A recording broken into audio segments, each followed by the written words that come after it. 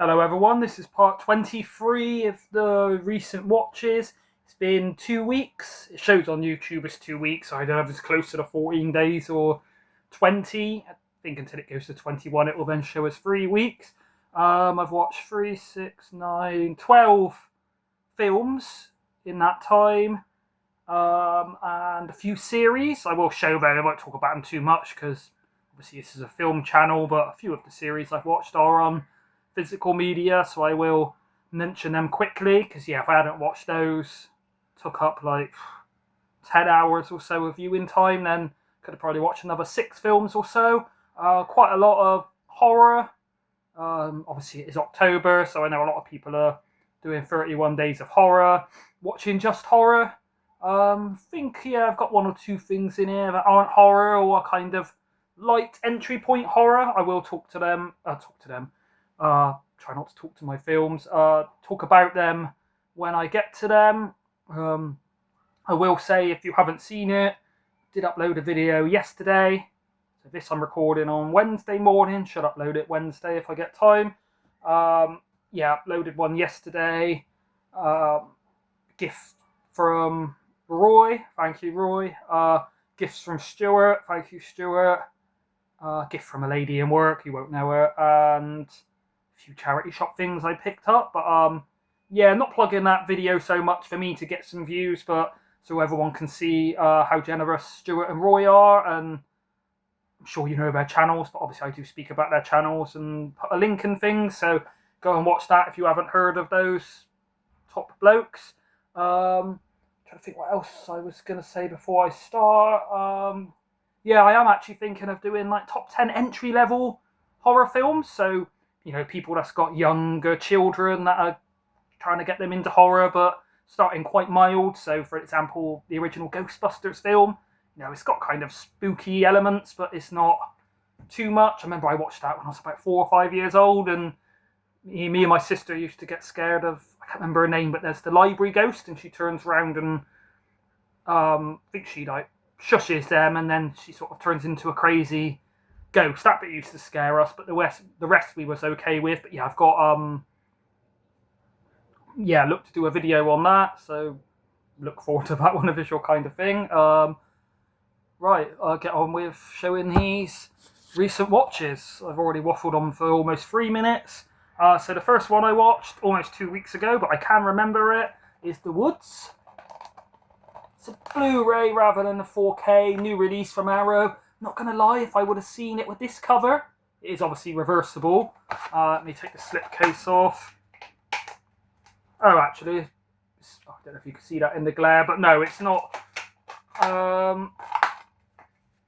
reversible. Well, it is, but it'll be the same as the slipcase on the outside. But if I would have seen this, probably wouldn't even known it was a horror film. Probably thought it was some kind of like period drama, Ace in an all-girls school, which it kind of is. I spoke about this when I picked it up. It is by director Lucky McKee, who did The Woman. Offspring, I think, was a prequel. So I think Offspring was the first, then The Woman, and then Darling, I think, is the third one. And then he did May, which I really enjoy. This is kind of similar to May. Set in 1965 New England. It's basically, not a spoiler to say, it does tell you this on the back. What does it say? Claimed, yes, in the tradition of such classics as Carrie and Suspiria. It's basically a woman, a young girl. Doesn't know if it says her age. I guess she's like secondary school age. It's a boarding school. Basically, it's not a spoiler. It tells you this. She does have I wouldn't say psychic, what's the word, like telekinetic powers, a bit like Carrie. She goes to a boarding school with all the other girls, so kind of similar to Hogwarts. So I'm going to refer to this as Harry Potter. Thinking Harry Potter, not seen films in a long time. All the magical folk, the non-muggles, go to Hogwarts, and it's like a boarding school where they learn magic. Basically, she goes to a boarding school. She's got telekinetic powers. Really good one, this. it's got some horrifying elements. It goes a bit more on the drama, sort of relationships and character building. Yeah, it's got a few gory bits in that, but I'd say it's not quite as intense as May. Not as violent as The Woman. Not seen Darling yet, but yeah, I think Lucky McKee's got some other films, so we'll have to get round to them. I think he created a game on the Xbox 360 called Alice. It's basically Alice in Wonderland, but like a dark version, Dark Alice it might be called, something like that. I think that was by him. But yeah, enjoyed this one. If you're into your kind of, like it says, Carrie, Suspiria style, go to a school, people there are a bit weird, the teachers are creepy and nasty, and then develop some psychic powers and do magic of the mind. The Woods, yeah, enjoyed that. Yeah, we'll give that an 8 out of 10. This next one, special edition I picked up of Extra. So originally I did have the little J card on it. Not only not a massive fan of J cards, but when the J card's on, you couldn't see this. So yeah, it's kind of flippable. Is that the word? So yeah, that's the one I think I used to see in the video shops when I was a kid, with that sort of blue writing and his face there. And that's like the flippable. I will say this is very weird. Not just weird, creature and way the plot goes along is weird, but yeah, there's some really bizarre, surreal elements. I know before I watched it, I did say to Ash from Popcorn and Horror about it, and Ash said, yeah, it's weird. I think once I watched it and said it, I enjoyed it. He said it's got a lot of things you didn't think a horror film needs or something, which is true. Yeah, I mean, I won't go into it too much because it's kind of spoilerish, but I do think the creature looks like it's just a person kind of on there. I can't really show you, but walking like this on their hands and feet, and then they've got like a mask on the back of their head. So when, yeah, you can't really see it, but when he's like this and he's crawling along, kind of like the crab walk from The Exorcist, when I've watched these Video Nasty documentaries, you can see him up there, pretty sure they say it's just a guy sort of crab walking with his face with a mask on the top of it. Yeah, very bizarre. Not really that gory. Can't see why it was ever, I think it was category 1 or 2 Video Nasty. I guess it just got caught up in the furore. It's kind of a Alien rip-off, which kind of all these films are, but it does its own thing. Yes, the acting and that's fine, considering it's low budget and so weird. It's not a badly made film, but yeah, there are some decisions and things the characters do and certain ways they film it and that yeah, it is a very bizarre, surreal, probably the most surreal I've seen out of the Video Nasties, I'm thinking. Like I say, some of the bits I can't really say because it's a bit spoilerish, but yeah, if you haven't watched Extra and you're trying to get round to all the Video Nasties, then it's a wild one. Whilst I'm on the subject, I know Angelo spoke on his newest video, which I haven't got round to yet, but does look interesting, Angelo, about what to do with the J cards. So yeah, if the J cards actually kind of stuck on, you know, some of them will come and it's kind of, I don't know if I can find a good example, but some of them, you know, will have like the J cards stuck here and then stuck there. I keep them on then because they're not getting in the way, whereas some of them come and they're just sort of hanging loose. So yeah, I don't like to chuck them away. So I personally, Angelo, I will comment when I get round to your video, but take the J card off, and then if you can see these ones, there's a lot of gap behind. So I hide all the J cards behind. So technically I've still got them, so I haven't thrown them away. But yeah, I don't always display them. I find with the second sight where they're not attached, if you stack them sideways, put them in too close, it janks up all the other J cards and things. But back to the matter at hand, Extra, I would give it a 7. Yeah, it's enjoyable. It's not the best made film you're going to see, but a good picture and a nice addition from Second Sight Films, especially with the CD soundtrack. This next one, I did give my DVD copy. I passed it on to Sammy G from Sammy G's World of Cinema. He has said he's watched it, and I think he said it was a stomach churner, but not spoke to him properly, so it'd be interesting to see if Sammy does a video talking about it in more detail. This was a rewatch for me. Oh yeah, so if I didn't say, Extra and The Woods were first-time watches. Excision, I think I've watched it twice before, both on DVD, but nice to see it on Blu-ray. Yeah, really good picture. I mean, I'll show you some of the images on the back. I think it's kind of a dark comedy. very black sort of humour. Does have gross out moments, violence, body horror. A lot of what you see is when she dreams and she's seeing like gory scenes and corpses and stuff like that. A lot of really vulgar dialogue, but funny. I'm sure Ash will talk about it from Popcorn and Horror, but yeah, I spoke about it and Ash said he was interested in it. So Ash watched it, said he was really enjoying it, finding it funny. Gotta say, the mum, Tracy Lords, good actress, like going into her past and the kind of acting she did, which isn't known for dramatic skill or thespianism. Be careful with that word when talking about her line of work. But she's actually really good in this. Plays an absolute bitch to the point I don't think I've seen many films ever where not just the mum, but a female character is just that horrible. She's horrible to the husband. She's horrible to the daughter. She's detached. She just says a lot of offhand racist remarks and things. Yeah, fair play to her. I didn't know she'd be that good. Maybe she's not that good an actress. She's just a real cow in real life. So she's just being herself. But yeah, she comes across as she really winds you up. She's the only character here that's not funny. Everybody else delivers funny lines. The dad, Roger Bart, like I said, from Hostel 2, really funny. Malcolm McDowell doesn't have a massive part. All Ray Wise, all John Waters. They're kind of little cameos, but good to see them. Annalyn McCord, the main woman on this. Yeah, she's really good in this.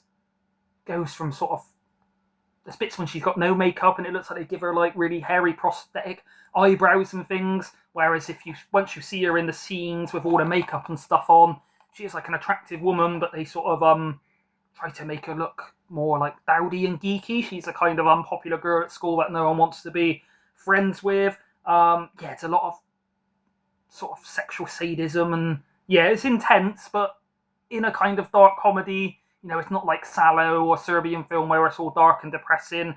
It does have comedic relief that is meant to be light, but also dark comedy that might make you laugh. It depends on your sense of humour, but yeah, I mean, it's quite sort of stomach churning, like Sam says, but yeah, brilliant dialogue, really well made, funny. The ending, not going to say too much what happens, but it sort of ends with a scene that I do find haunting. All I'll say is one of the characters issues this like guttural scream that just, yeah, really sort of sticks with you.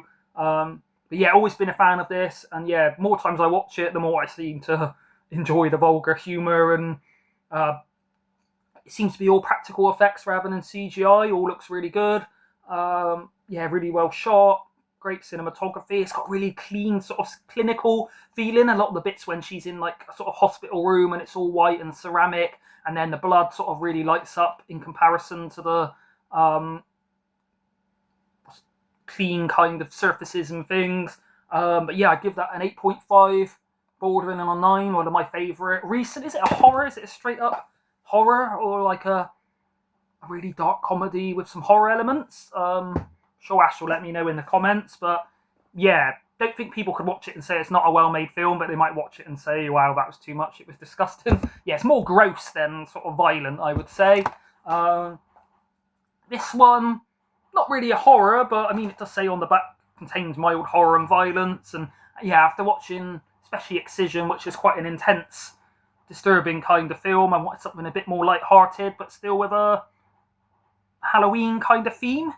So obviously I've been watching all of these in October, and yeah, this one I think would be a good entry level again for if you're trying to get your kids or something into horror, obviously before you build them up gradually to something like Cannibal Holocaust. Probably might show them Ghostbusters, then you might show them this one, The Hound of the Baskervilles. So yeah, I had watched this as a kid, remembered liking it, remember the atmosphere and like the bit when the hound is like lurking in the moors or something, but yeah, I mean, you can see him up there howling, but I couldn't really remember too much of it. But yeah, going back to watch it, did enjoy it. It's quite slow, it's well made, but it's quite light on the horror elements. It is quite slow. Christopher Lee, not in it a massive amount. Good to see Peter Cushing. Oh look, I should use this, I guess. You want to see him in even more detail. Borrowed that off of Sherlock George, aka Stuart George's Home Movies. Yeah, Andre Morell is good in it as Watson. Peter Cushing really good as Sherlock. I'm not seeing too many other iterations of Sherlock to know who plays the best one, but yeah, remember this, maybe another one with him in I watched as a kid. But yeah, he says like elementary Dear Watson and smokes his pipe, and he's got his little hat and all the things you expect from a Sherlock adventure. But yeah, rather than a lot of them are just kind of standard crime, and I think Moriarty, is he called, is involved as the villain. It's a bit more of a supernatural kind of one. Yeah, I won't say too much about what the hand is and thing where it goes because it's a bit spoilerish, but yeah, it was nice to watch a kind of lighter one. I will say by today's standards, this came out in 1959. It's quite slow but not boring, but yeah, it doesn't go there too much on the horror and stuff. I would give that a 7. This one for me always been, I'd say, a personal favourite. I'm not saying it's the best made film, but one I always really enjoyed, especially the soundtrack, is The Gate. A nice slipcover. This is originally from Vestron Video. Hired this from the video shop when I was a kid and remember really enjoying it. It's got a very young Stephen Dorff in it, who, coincidentally, I watched a film with him recently, Space Truckers, and I said I thought that was the first film with him in, because in that he's about 20-year-old, quite a skinny young guy, but no, I'd seen this but kind of forgot it was him or didn't realise. But yeah, in this he's got to be like teenage kid, directed by Tibor Takacs. Can't say I've heard much of him. Yeah, as a kid I enjoyed this. It's not a scary film, it's a bit of a comedy horror, a bit sort of cheesy, what you'd expect from 80s, but for me the sort of difference to this one is they listen to like heavy metal. There's obviously the old like urban myths, lore of if you play certain heavy metal tracks by like Iron Maiden or Black Sabbath backwards, it's like a message from the devil. None of those records have ever been that. It was just sort of urban legends and rumours. But in this, there is like an evil LP, and when he plays it backwards, it reads the words to summon or to open the gate to hell. A bit like the bit in Evil Dead, whichever iteration. There's always some part where they find the book and they read out those words, and the demons are summoned. A bit like that, except it opens like a hole in his garden, and the demons are slowly coming out. They're little demons. They're kind of quite cute, the little demons in it, but they are kind of stop motion, so I think it's took quite a lot from Ray Harryhausen. But yeah, the rock band they listened to, I guess they're made up for this, but genuinely good rock soundtrack, cheesy but fun. Yeah, never really scary or too gory or anything. One scene with the dog, that's all I'm going to say, is a bit messed up. Who else is in it? Stephen Dorff, Lewis Tripp, and Christina Denton. Yeah, I can't say I recognise the people that much, but yeah, like I say, it's not the best made, and it's not serious, but if you want a kind of fun, low budget, cheesy but enjoyable, funny comedy horror with a certain amount of charm and low budget but never looks too tacky, and you're into like a rock sort of heavy metal soundtrack, then would recommend The Gate. This one, yeah, again, this is probably, I better not spoil too many that are going to be in my entry level horror video, but Arachnophobia. So yeah, it's not a horror really, it's a family film, but if you're scared of spiders, then I guess this is probably going to be the scariest film to you. Remember when I watched it as a kid, I'm not terrified of spiders, but as I was watching it, you kind of have your feet on the floor and you might feel something itch your foot, and you like, think I flinged it and kicked the coffee table all over and spilt the drinks, because yeah, I thought there was a spider on my foot. I mean, what year is this? Got to be the 80s? Early 90s? I can't actually find a year on it. Don't know why it's so hard to... Let me see if it says on the disc. No, weird. Guessing maybe 91 or so. But the point I was getting at is this has got to be, let's say, 30, 35, going on 40 years old, depending on when it was out. And don't think they've done a better spider film since. Sting is probably the second best. We'll quickly show it to you in case people don't know what I'm talking about. Is this one? It's a bit more of a straight up horror, a bit more of like, I wouldn't say unbelievable, but the spider comes on like a meteorite from outer space and he grows super big and he's attacking the, I say he, it could be a she, I think they call her Charlotte actually, is attacking like the apartment complex. A bit more of a straight up horror, but as far as sort of family films go, it's got some good comedy moments. Directed by Frank Marshall, it does feel like a Steven Spielberg film, not gonna lie. It is a good film.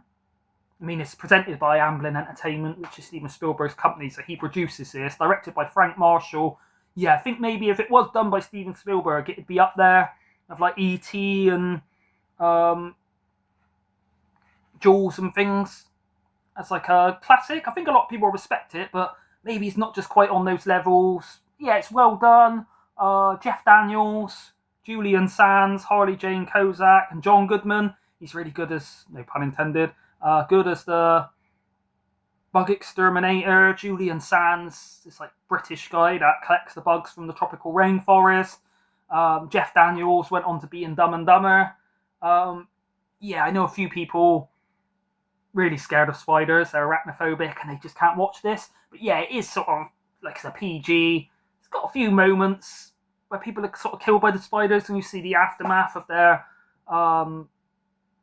blood-drained body rather than like too much gore. But yeah, I'm imagining if you are scared of spiders, this will get to you. If you're claustrophobic, The Descent or Buried with Ryan Reynolds is going to get to you. If you're scared of dogs, Cujo's probably going to terrify you. So I've always said when it comes to films that are scary, it's kind of all in the eye of the beholder, really. But yeah, we'll give that an 8. I'll try to speed this up a bit because I'm not only about halfway through and this has gone on 20 minutes. Video I did yesterday showing the generous gifts from fellow YouTubers and friends went on about 45 minutes, so I'll try and keep this a bit shorter. Next one I watched is My Bloody Valentine 3D. Did I say, sorry, I don't know if I said I'd give that an 8. Getting a bit sidetracked. Yeah, like I showed on the thing, it does come with the 3D glasses. I chose to watch the 2D version. Even though I watched the 2D version, I think Ash again from Popcorn and Horror did say there's quite a few bits where you can see something coming at the screen and it's kind of done for the 3D effect. Obviously, they couldn't really take those out of this version.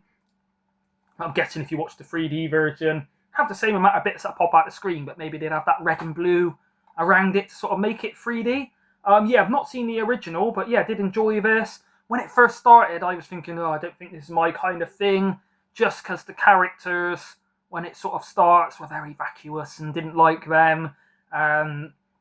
Sort of, it's not really a spoiler to say because it's the very opening of the film, but someone in the cave is like killing them with a gas mask and this pickaxe, and I'm like, wow, it's kind of blown its load too early. Where does the story go from here? But then that was just the kind of setup, and then it goes to like 12 years later or something.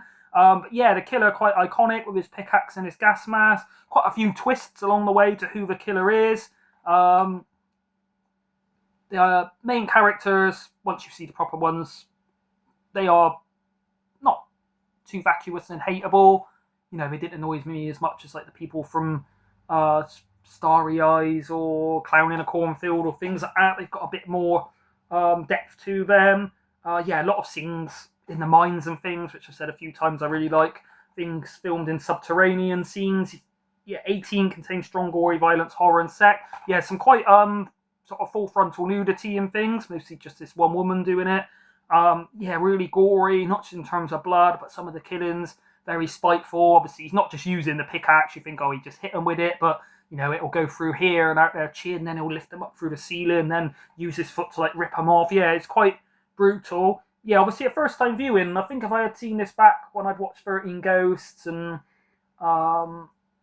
Ghost Ship, I Know What We Did Last Summer, you know, some of those kind of teen ones from like 2000s or late 90s, then this would have more nostalgia. But yeah, considering it was a first time watch, really enjoyed it.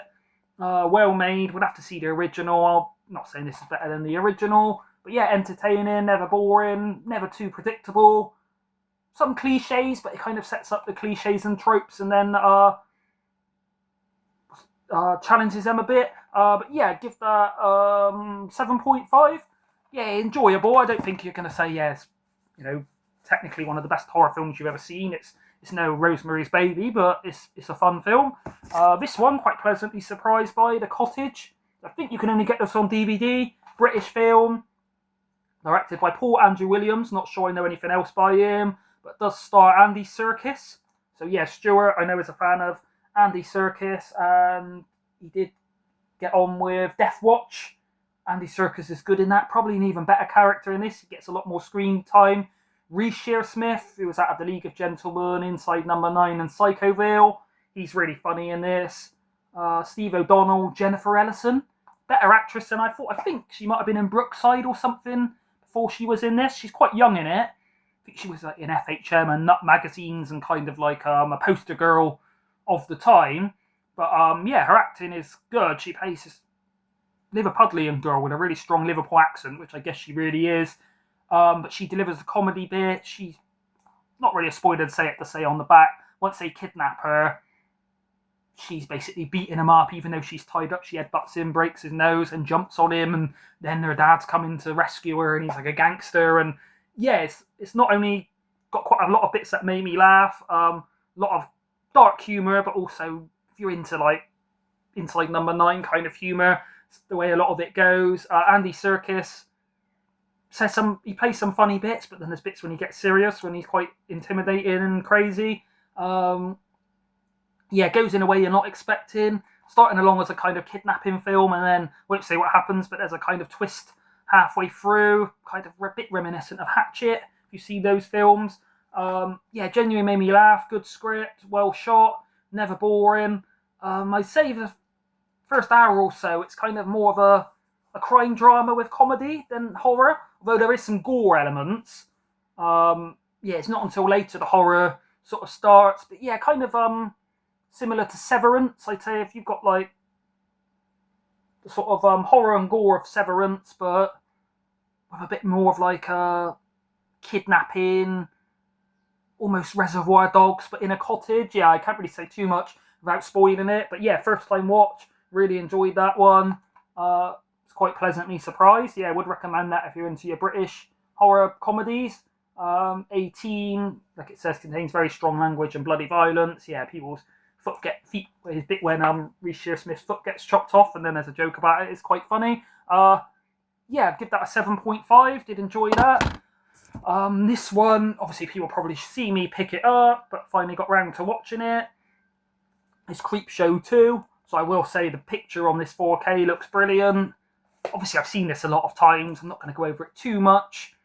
Old Chief Woodenhead, I've always enjoyed that segment. Don't know whether it's like stop motion, when, it's not really a spoiler to say, the big Chief Woodenhead, it's like a Native American statue outside of a little kind of convenience store.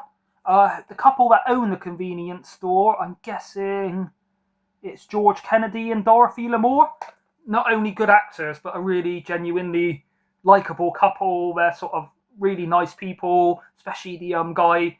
Basically, the town is like failing, everyone's moved out, and she's saying, why don't we retire? Why are you still running this shop? And he's like, I've got to help the community, I don't want to abandon them. And then these thugs come in, won't go into too much what happens, but they do something bad, and old Chief Woodenhead comes alive and takes revenge. Yeah, quite gory. There's a guy that's got this like long hair. I think it's a wig, to be fair, but he's always going on about how good his hair is and how he's going to go to Hollywood. And I won't spoil it, but you could probably guess something ironic happens in the killing with the Native American doing something to his scalp. I probably said too much. Yeah, some good kills. Yeah, I guess it's kind of stop motion on Chief Woodenhead. Then the raft, I spoke about a few times. For me, the best segment out of any of the Creepshow segments, although I haven't seen Creepshow 3, but heard it's really bad. The raft, quite self-explanatory, but yeah, the bit when people are, I can't say too much, but the special effects are really good, is all I'm going to say. Third part, The Hitchhiker, didn't really used to like it too much in the past, but I must say, watching it again, found the humour a bit better. It's still a bit sort of wacky and over the top silly, but the kind of element of basically where this woman's paying this like kind of gigolo guy for sex, and then she has to get home to her husband, and he's never late, so she got to be home at say 7:30, and she's rushing in the car. That kind of adds a bit more of like a comedy element and a bit more of a suspense, where you're like, she hits the hitchhiker and she's like, oh, I would stop, but my husband's going to find out. So it adds a bit more of like a duality to the story. But yeah, I said before, I prefer this to Creepshow 1, even though that's got 5 segments. Even with the hitchhiker not being as good, it still doesn't bring it down too much. And yeah, Old Chief Woodenhead, really good, but the raft, brilliant segment. Yeah, really nice artwork. Won't say too much more about that, but yeah, I would give that an 8.5. one of my very favourite horror anthologies. On to this one. I've watched this a few times, not for years. Last time I seen it was probably 12 years ago. Did have it on DVD, but I've upgraded it to the Blu-ray. It was 1 year ago when I got this. I think when I got it on DVD, a few of my friends, I won't say they weren't into horror, they were just really scared of horror films and they hadn't seen many. So, Insidious, The Conjuring, they were literally like hiding behind their pillow, like screaming, even though they were grown men. When I showed them this, they found it really scary. It's got a few creepy elements. Is The Unborn. We'll say this woman that's in it. Let me see her name. Odette Yustman. There's a good actress in it. She's not Oscar sort of worthy, but she plays her part well. But yeah, for me, she's better looking, more attractive than Megan Fox. Kind of looks similar to Megan Fox. I mean, Megan Fox isn't a great actress, yet somehow Megan Fox went on to all this fame, and this woman, to me, just maybe she was in other stuff I don't know about, but kind of seemed to fade away. But yeah, she did deserve to go on to bigger things, because yeah, she plays the part well, and she's got scenes where she's scared, where she's emotional. She plays the gamut of emotions well. But yeah, gotta say, as far as female Hollywood actresses from around this time go, for me, yeah, she is the best looking. Directed by David S. Goyer. So I think he I'm having a mental blank. He wrote the script to a few quite big films, and then he's directed. Let me know in the comments if anyone knows. I literally watched something on YouTube yesterday, and they were talking about a few of the films David Goyer had directed and wrote, and yeah, some of them are quite big films. Yeah, I mean, some people say it's really bad. It's not as bad as I remembered. First few times I watched it, I enjoyed it, but I was like, it's not the greatest made film, but I've seen a lot worse since that. A lot of these kind of B movies and schlocky, like shitty shark movies. So yeah, after rewatching it, it's not as badly made as I thought. It's not great. Gary Oldman in it. Not a great role from Gary Oldman, to be fair, but he does his thing. Idris Elba in it, not got a massive role. Yeah, it's not as low budget as you think. For these kind of possession films, it's interesting enough. Yeah, one thing I will say, it was never boring. Always entertaining, always action happening, always stuff going on. Whereas, yeah, I've seen some films that you could not argue, that are objectively better made with a better score on IMDb, but just slower and not as entertaining as this. A few of the jump scares are kind of quite telegraphed, but they're never too, just loud noise make you jump out of nowhere. They're worked up with, mirrors and things appearing. A bit of a possession one, but with a bit of a different aspect, where the demon's trying to possess an unborn baby that's not been born yet, sort of thing. A few quite gory scenes, as it says, extended cut, not shown in cinemas. Yeah, I give it a 6. Like I say, it's not the best film, but it doesn't deserve a lot of the hate it gets. What people are saying it's like one of the worst horror films. Yeah, I wouldn't go that far. It's entertaining. I nearly remembered one of the David Goyer films then. I'll see if I remember any by the end of the video. I always say that I never remember them. Also, I am trying to cut down on saying, what's the word? I think Sammy G did call out that was a bit of my catchphrase, where I don't mean to do it, but quite often I'm looking for a very particular word when I'm looking at something, and I'll be like, what's the word I'm looking for? So try not to do that anymore. If I do, you can call me out in the comments. Maybe put a counter of how many times I've said it. This one, tried to watch before. I think I have said it wasn't that it was boring. I just watched it late at night and fell asleep during it. So watched it yesterday quite early in the day, say 2 o'clock in the afternoon, when I was quite alert, knowing I wouldn't fall asleep. And yeah, got on with it a lot better, and can see what a lot of the hype is Paranormal Activity. So yeah, this is a special edition on Second Sight Films. Got this in the sale, only £20. Yeah, a lot reduced from 40, I think. A lot of people have always sung this one's praises. When I did my found footage ranking, at the time I hadn't really watched this properly, so I don't think I had it in there. And then Blair Witch I didn't have in the top 10. I think a few people were surprised, but Blair Witch I find an important film, but I don't enjoy it that much.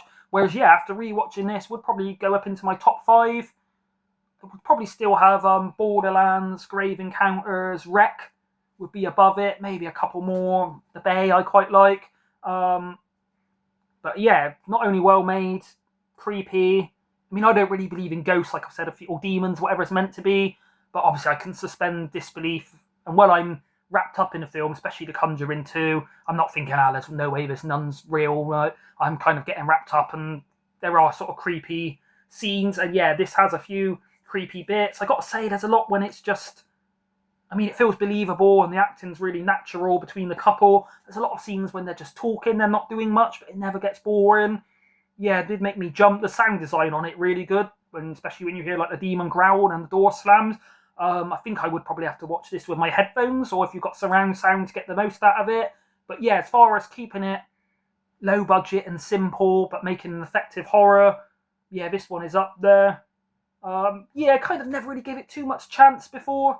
But after watching it properly all the way through, yeah, I do agree with Ash and Marcus from Expo 2708. I know is a fan of this and would, definitely go up my list, get promoted like a championship team into the Premier League. Contains strong language and threat. Obviously, it's not really gore and things. Similar kind of feel to Host I watched a little while ago, but whereas that's a found footage, that might actually be in the top 5 now. Whereas that's a found footage all on like a Teams call, this is just people in their house. But yeah, the way the story builds up, the way she's researching some of the things about like the shadowy entity and stuff, and then she's saying she's been chased by it all her life. The guy's sort of not believing it and taking the piss out of the entity, calling it out. You're scared of us, do more. His filming sort of gets her angry, and it sort of plays on a lot of that. But enjoyed that. Yeah, I would give it an 8. One crazily, I think when it sort of first came out, back then I was watching a lot more underground kind of horror films, and certain ones that was kind of Hollywood. I wouldn't always, sniff at them or I nearly said what's the word? What's the term I'm looking for? Yeah, I wouldn't have ever thought I'm too snobbish to watch those, but at the time, I was more into like French extreme horror, Japanese, a lot more serious stuff. So yeah, even when things like Insidious first came out, kind of like, it's just some Hollywood generic crap, I'm not interested, but eventually I did watch it and was impressed. And the same with Paranormal Activity, same with a lot of those kind of Hollywood films. Didn't always give them a chance, thinking, it's just going to be some generic kind of crap. I've transcended beyond that, but actually having gone back and watched them, they are some of the better horror films. This is the last watch in terms, I say film, it's a short film at an hour long, so I shouldn't talk about it too long, and then I will just briefly show the series I've been watching, but I'm not going to talk about them too much. But it's John Carpenter's Cigarette Burns. It is only on DVD, but it is the Masters of Horror. Also comes with Stuart Gordon, Dreams in the Witch House, which is really good. That one, I will say, does go there, quite intense with violence to children, is all I'm going to say. Whereas John Carpenter's Cigarette Burns, very dark, really well made, creepy slow burn, does get under your skin. I'll read it out to you. Film is magic, and in the right hands it can be a weapon. For On the Ropes movie programmer Kirby Sweetman, played by Norman Reedus, who is good in this, of the Boondock Saints and Blade 2, the holy grail of cinema is Le Fin Absolute du Monde, a legendary lost movie whose sole showing was rumoured to have driven its audience to a homicidal frenzy. But as Kirby gets closer to the truth about the film, he's sucked into a private hell of grisly hallucinations and brutal acts of violence. Now the only surviving point of the film is within his grasp. The only surviving print of the film is within his grasp, and the most horrific screening of all is about to begin. It stars Udo Kier, a legend amongst especially older horror films from like the 70s and things. He's in Suspiria and The Kingdom. Co-stars in this gore-drenched mind-blower written by Drew McWeeny and Scott Swan, and directed by horror legend John Carpenter, the creator of The Thing, The Fog, Escape from New York, They Live, and Halloween. Sure, we know John Carpenter. Yeah, it's quite different for a John Carpenter film. Even like The Fog and The Thing, which have their dark moments and their thick atmosphere, still don't have the kind of dark, depressing atmosphere of this one. Obviously it's about, I think when you get old rolls of celluloid or film, when they're really old, they have like cigarette burns in them, so that's part of where that term comes. Yeah, some quite shocking imagery, really good acting, really dark, interesting. I think there's been other stories since, but for me this was the original kind of, people's watched the tape, a haunted tape, probably about before The Ring, I'm guessing.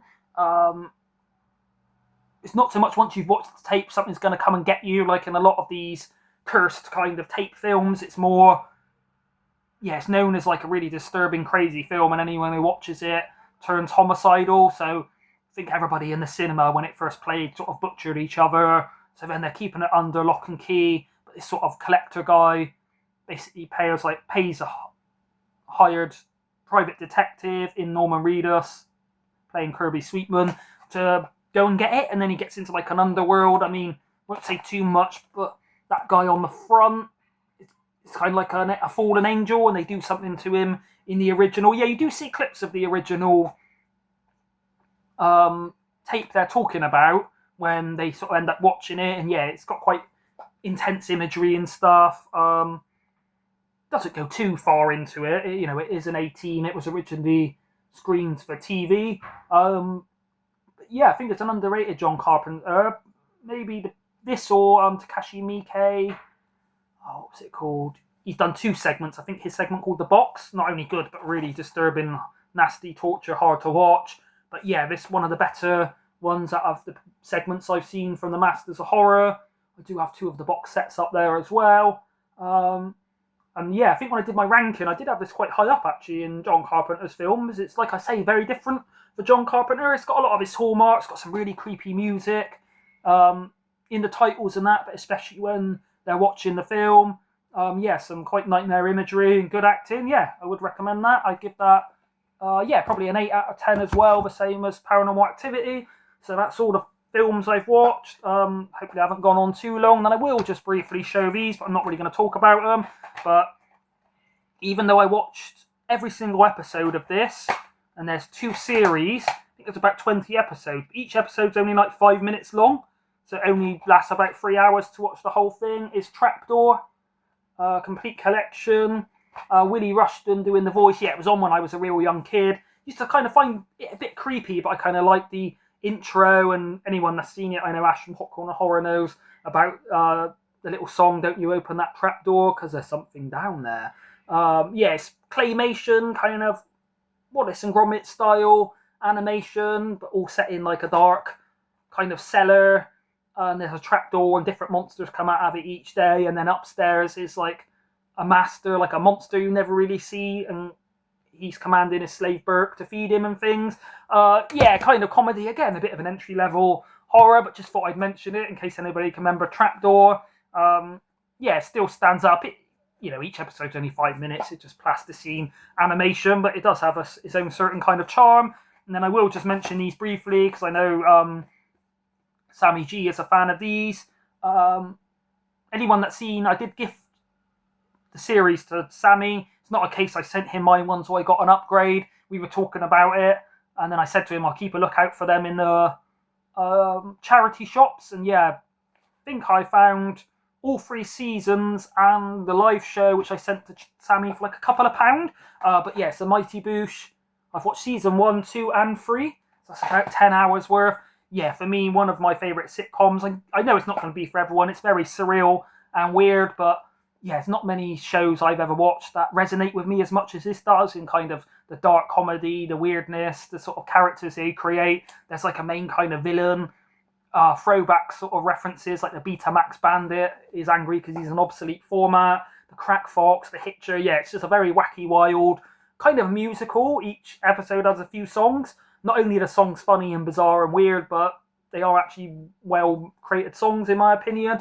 Not sure if everybody knows this, with Julian Barrett and Noel Fielding. That's enough said about that. But yeah, for me, it's up there with like Peep Show, Father Ted, The American Office is one of my favourite TV shows ever. Right, so that's everything I've watched in the last 2 weeks. I do get paid this Friday, so I'm hoping to go and buy some new films for the first time in a few weeks. Obviously, I have had gifts coming through and a few pre-orders and things, a few charity shop finds, so it's tided me over until I get some money. But yeah, it'd be nice to actually be able to go and buy some new films and have a hunt in some CXs. So yeah, probably be back over the weekend with another haul video.